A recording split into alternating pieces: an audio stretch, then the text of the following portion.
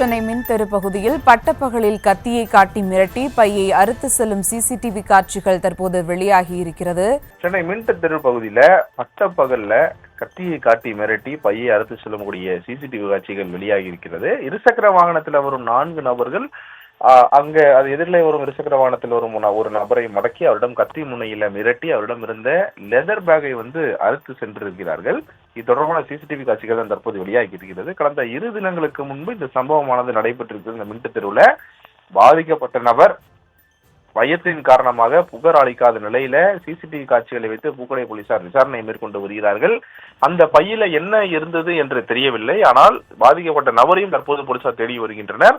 அவரிடமிருந்து புகாரை பெற்று இந்த சம்பந்தப்பட்ட குற்றவாளிகளையும் பிடித்து அவர்களிடமிருந்து அந்த பையை வாங்கி தருவதற்கும் போலீசார் ஏற்பாடு செய்து வருகிறார்கள். தொடர்ந்து இந்த சிசிடிவி காட்சி தற்போது சமூக வலைதளங்களில் வைரலாகி வருகிறது. பூக்கடை பகுதியில், அதாவது மின்ட்டு பகுதியில் நடந்தது பெரும் பரபரப்பு. இது பட்ட பகல்லையே இந்த மாதிரியான ஒரு வழிமுறை அங்கு நடந்தது ஒரு பெரும் பரபரப்பை ஏற்படுத்துகிறது.